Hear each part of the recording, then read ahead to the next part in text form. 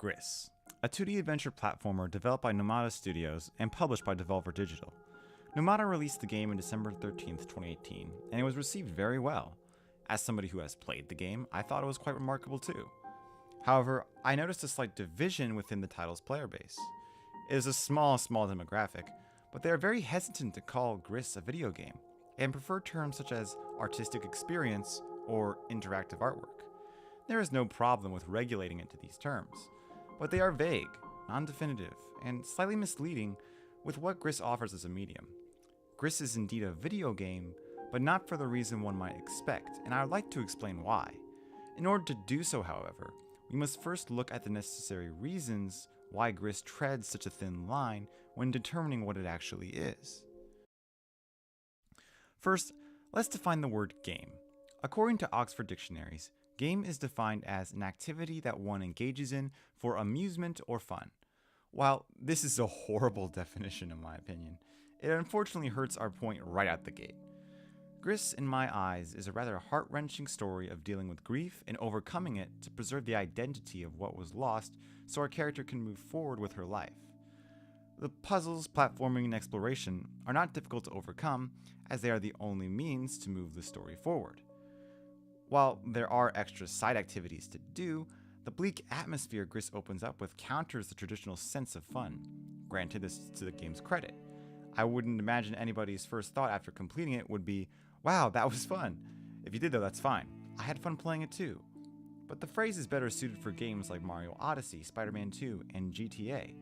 GRIS cannot be considered a game if we were to ask it for amusement or action-packed adventure. That is not its intention. Oxford Dictionaries also defines game as a form of competitive activity or sport played according to the rules. This is a much better definition, but it hurts our argument even more. GRIS is not competitive. There is nobody to compare yourself to or be jealous of when playing. It is meant and designed as a personal experience. The Steam description even mentions that GRIS is a serene and evocative experience, free of danger, frustration, or death. At the very least, you could say that you got all the collectibles, or completed it. There are solid puzzle mechanics to GRIS, and you can perform better at them over time. But this usually implies an incentive within the game's mechanics itself. GRIS has no ranking system, score, difficulty, skill gap, or casual loop to its bow. To imagine a competitive scene for GRIS similar to Smash Bros, Fortnite, or League of Legends would just be incredibly idiotic. You do not win or lose GRIS, simply complete it. However, there does have to be incentive to complete it, so is GRIS really a game at all? The game is fun. The game is a battle. If it's not fun, why bother? If it's not a battle, where's the fun? One of the biggest distinctions of GRIS is its visual art direction. Conrad Rosette's work on GRIS is absolutely spectacular, and his contemporary style meshes with the soundtrack perfectly. This attribute is actually the core objective of the game, though. In the behind-the-scenes interview with the creators, hosted on Devolver Digital's channel, the goal of their team was to create a game where a player could restore colors to a world. The player then gains new abilities to progress, which they use as character development and be carried along the story, which is all told visually. In a journal article by R.W. Rao titled "The Definition of Game," published by Cambridge University, the opening chapter page describes the 4 categories of game. It lists the 2 we talked about already, games of chance, and competitive games. The 3rd category he lists is where we need to shift our focus when discussing GRIS, and that is the category of make-believe. Make-believe is a game we all play as a child, whether it be warriors, princesses, animals, or the President of the United States. We all developed premises to ensure we could live out those roles to the best of our comprehension. In children, this gives them a sense of what another life looks like from their perception. They role-play. With other participants, there are often details that are imperative to not overlook in order to properly, quote, proceed. Is make-believe still a game, though, by this means? There are no ranking systems, scoreboards, or real incentive to continue, except to be the President of the United States until recess is over. There is the amusement factor, but that is never guaranteed, or the intention of role-playing, especially with other participants. The answer, though, is yes. It is because the game allows us to see somebody else's perspective from their perspective. And some people do that better than others. But the game is also something else. It's a journey, a passport to new worlds, maybe even an odyssey. A look, a feel, an exploration. Close your focus and open your mind.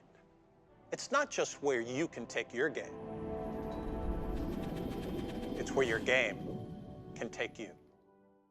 The proposition I am putting forward is that GRIS is a video game that allows us to see somebody or see yourself overcoming loss and grief. I'm going into spoiler territory, so I suggest leaving because figuring this next part is much more impactful on your own. What these chapters are supposed to represent are the 5 stages of grief. Gray is denial, red is anger, green is bargaining, blue is depression, and yellow is acceptance. Through no dialogue at all, Nomada Studios created a game expressing one of the oldest processes of human behavior, but allowed us to experience it in a way that provokes feelings and visual ideas to each individual stage. The goal or objective of the game is to experience these stages as meticulously and as openly as possible. This allows the player to either see the process of grief or project themselves onto the character so they can live through the process themselves. Thus, GRIS is a game. It is a video game of make-believe, and we have to play along. This tag cannot be used as an excuse for a lack of gameplay, however. The reason why GRIS is able to pull this off so well is because of its clear intention to immerse the player in the world's story and message. While games like Journey, Flower, and Abzu hit similar notes stylistically, GRIS's straightforwardness of its theme sets it apart from the artistic counterparts. This is not to discredit them though, and I think these games can fall under the same category GRIS resides in. By leaving interpretation up to the player, it creates investment by keeping mechanics minimal and details of the theme hidden until the very end. These games clearly care about the experience. The string of simple puzzles connected by pathways would be intensely frowned upon in the world of competitive or entertainment pursuits. But because of the striking clarity of what GRIS is meant to portray, it stands out among the many artistic video game titles that offer similar experiences. It is a purposeful beauty that gives us incentive to discover what is going on in its make-believe world, and ultimately, where it ends.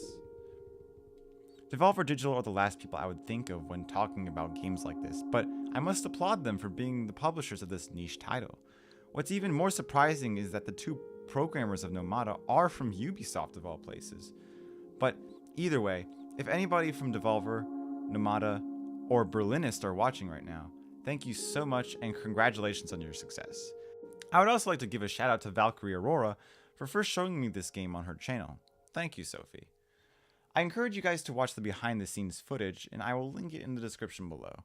Other than that though, thank you guys for watching. I hope you've gained something from this video. I hope you have a wonderful day, and yeah, see ya.